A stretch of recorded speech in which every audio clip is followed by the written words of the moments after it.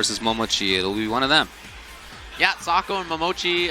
You know, we saw Momochi make it out over Haitani yesterday.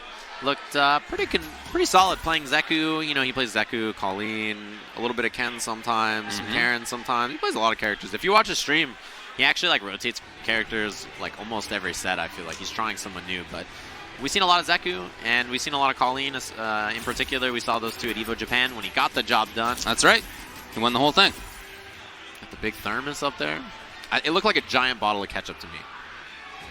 That's all I was thinking. It's like a giant red screw top thermos. Whatever you're into, man. That's what you like, Momochi, no problem. Well, Sako made it in over Gentleman Thief, and then he beat Otani. And he looked extremely strong in doing both of those things. Yeah, Otani beat someone. He beat Ryusei, which Sako might have had to run into. Sako parting the hair. You got to see. Yeah, it's important. I think Momochi doesn't care. His right eye is clearly covered by the hair up there, but it is the ninja way to cover one of the eyes. They never see him coming if he can't see himself going. That's fair. If you run with your arms behind your back. That's baby logic. Is it baby logic? Yeah. If you run with your arms behind your back, though, I don't think they can see you. Yeah, that makes sense. You're aerodynamic. Yeah. Right? The Hidden Leaf Village. You're less of a target. Yeah. And if he reveals the other eye, that's how you know he's like the next level, right? Like it's a dangerous opponent. He hasn't picked his character yet. I don't think it's going to be G. Nope. Although that said, I do think that G handles Menat really well. Yeah. But I still don't expect him to pick. Last season we saw that a lot too. So Zeku or Colleen is usually the pick now for Momochi. He goes with Zeku. I like his Zeku a lot. I think it's really good. And the thing about it is like he can play kind of like the slow game with old Zeku if you want. Which, I mean, you don't see that often. You really see young Zeku because the walk speed and buttons are really good. For Momochi especially, like the ability to just walk up into your face and block is so powerful that he really makes young Zeku look like impossible to keep away from you. I feel like this is a match for young Zeku. I'm looking for the young boy to be spry and dancing around the stage versus Menat. But he's one of the better players, I think, Momochi, at making use of both halves of Zeku. So he'll switch in Zeku even in matches where he priorly wants young Zeku, because sometimes you need defense, and he'll know that in advance and switch. Yeah. It's very strong.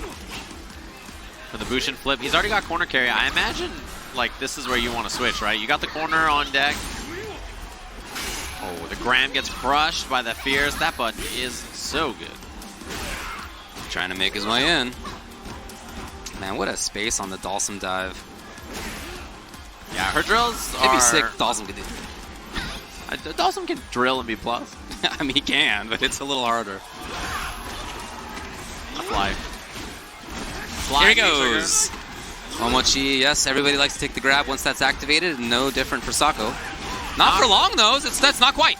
EX run up. He didn't quite have critical art, so that's why he could kill earlier. Delayed jab. And the thing is, against young Zeku, is like anytime you block a cross-up, you're afraid of the huge back throw.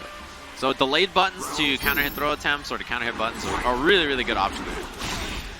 Train on the flip, but he gets a big knockdown crush. EX. Whoa. Switch into the run. Okay. God, that was actually mega legit. Yeah, there's a lot of damage.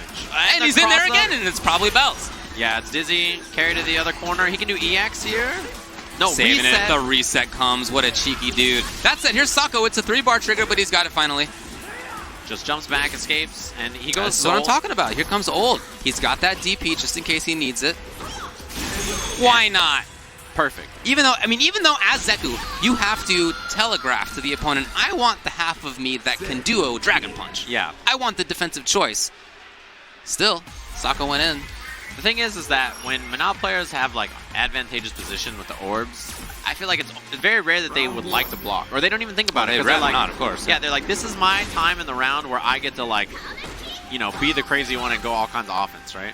So I think DPing on her orbs is a good idea because, especially if you're not fighting Sako, almost every other Menat, their punishes with orbs are not quite that scary, right? Like you have to be a mad scientist to have the right punish. Look how long he's leaving that thing out there. Just waiting. He does have a life lead, I suppose. Yeah, Sako, and he was totally right. He just waited Momochi out. Momochi goes for the jump. Plus frames on that standing medium punch, and that's the Dizzy. Really, really strong pressure. After you have the orb between someone, orb toss, orb recall. Bad news right now for Zeku. Okay, here he comes. Yeah. Ooh, interruption! Sako's in there. Yup, EX. Needs a little more even still. runs up. Oh, dude, I love his orb usage. Wow, he did it on block, actually. Or on hit, the slide into the extension. Fierce. Big. Momochi this is super big. Not quite stunned. Almost he thought there. It was going to be early medium, and he got it. And he may be able to take this. Is it going to be a super in time? No. Okay, EX instead. This might be enough. Air throw. That's going to do it. Momochi down to the pixel on the air-to-air.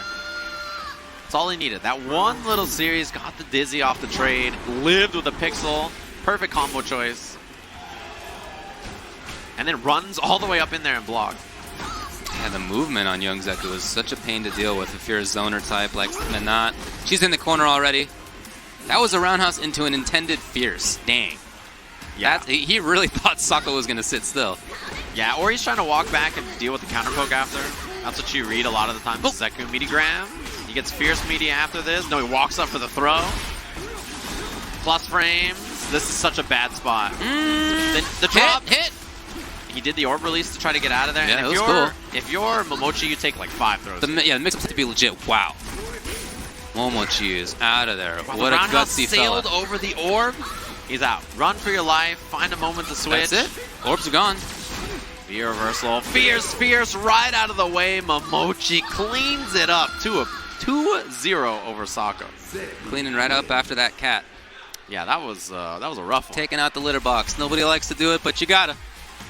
I guess so. Yeah, he had a lot of really good like matchup knowledge in that situation, and even when we saw things like Sako was challenging, there was a late cancel on slide into V-trigger, and he 3-frame challenge. Momochi just like blocks a 3-frame, walks back, and then is like fierce, and he just perfectly hit confirm every time. It's a really, really well played match. I love how he uses the walk speed out of young Zeku. It's really important, not just offensively, but defensively, like you're talking about, walking backwards out of things. He walked under a jump too, like walked under the jump. He tried a medium punch, and he got her in the air, but it's like you still take those, right? It's good damage.